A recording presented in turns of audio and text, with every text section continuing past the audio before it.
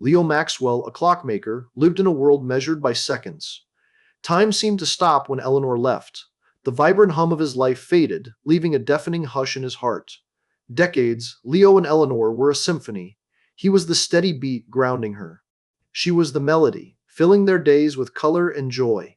Eleanor's music ceased. Leo was lost in a sea of silence. He clung to the familiar tick-tock of his clocks, a shield against the overwhelming void in his soul. Each day echoed the last with somber repetition. He ate alone, an empty chair mocking him. He walked the same part path. These were pale imitations of joyous memories. Once he and Eleanor had laughed, danced, and played music together. She played piano, and he the harmonica. Now, only silence remained, a constant ache in his chest. Leo tried to mend a grandfather clock. He fumbled. A tool clattered to the floor. Anger flared in his chest, a bitter taste on his tongue. He avoided Eleanor's photo on his workbench, unable to face the pain. One day, a flyer slipped under Leo's door. It advertised music therapy at the local center. He crumpled it, tossing it away like a useless thing. Later, a knock echoed. Did you know that Maya, a bright music therapist, stood on his porch, hope in her eyes? Mr. Maxwell, this may be hard, Maya said. Music can help you reconnect with memories and feelings. Leo replied, Memories are best left alone. They are painful daggers in my heart. Maya responded gently, Facing the pain can be the first step to healing. It can bring you peace. Leo was unwilling. He called music therapy nonsense. He insisted he needed no help, his voice laced with grief. Yet Maya persisted, offering gentle encouragement and a warm smile. He refused to engage in a session. Over time, Maya slowly chipped away at Leo's resistance. She used various instruments and music styles, playing classical pieces and soothing melodies. She tried to connect with him, searching for a spark. She brought a harmonica and a ukulele. She played jazz tunes, hoping to find a common ground. Glimpses of Leo's past emerged. He remembered teaching Eleanor the harmonica, her laughter like a sweet song. He recalled them singing together, their voices intertwined.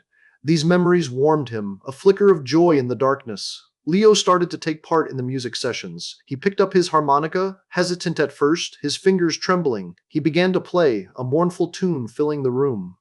He spoke of Eleanor the Firstmean and their love of music, tears welling in his eyes. He even smiled, a fragile, hopeful expression. That's a beautiful melody, Mr. Maxwell, Maya said. It reminds me of someone. Leo said, Eleanor loved this song. We danced to it in the kitchen, our hearts full of joy. Maya asked, How does it make you feel? Leo answered, Sad, yes, also joy. A reminder of what we had, a love that will never fade. Leo's workshop remained orderly, yet now it felt warmer, more inviting, filled with a gentle peace. Eleanor's photo was displayed proudly, a testament to their enduring love. Leo played the harmonica, peace on his face, a soft smile gracing his lips. Maya sat beside him, smiling, her heart filled with hope. The clock still ticked. Its sound was less oppressive, almost comforting, a gentle rhythm in his life.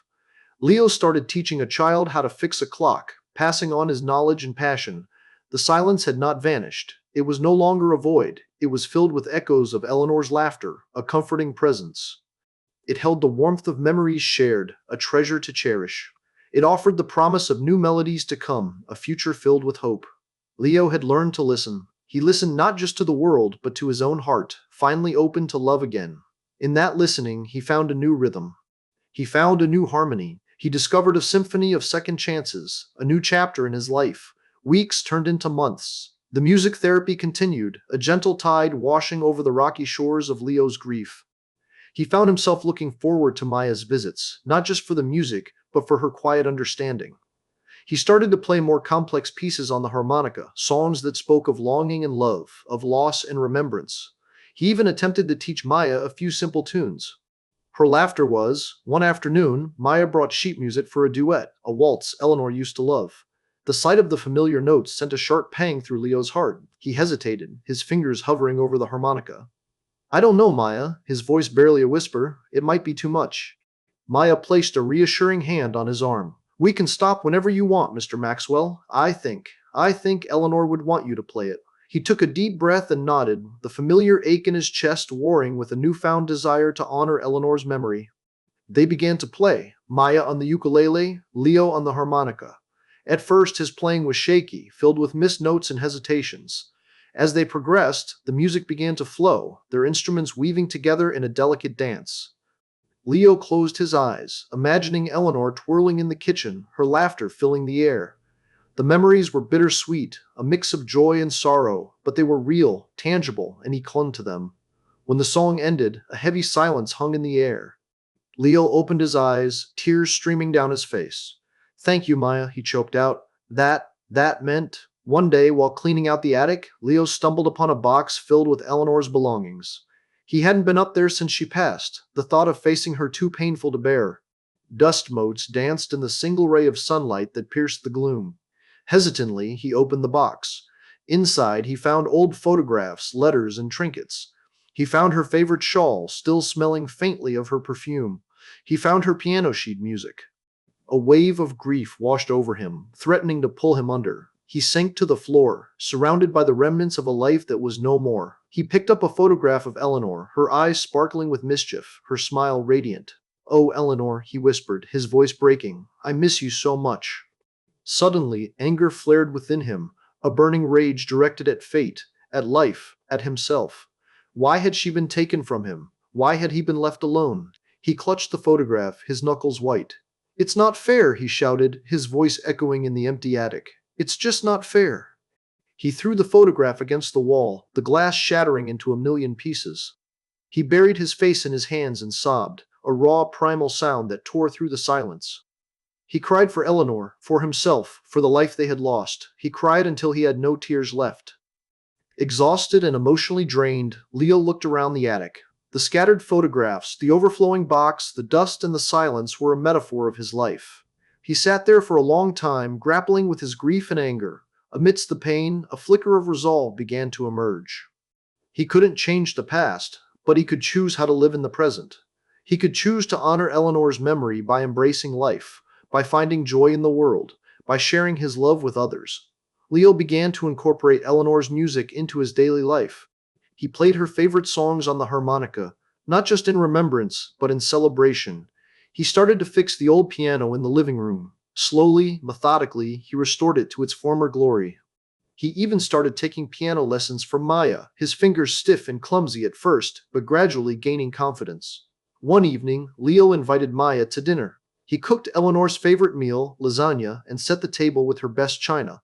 As they ate, they talked about Eleanor, sharing memories and stories. Leo found himself laughing, truly laughing, for the first time in years.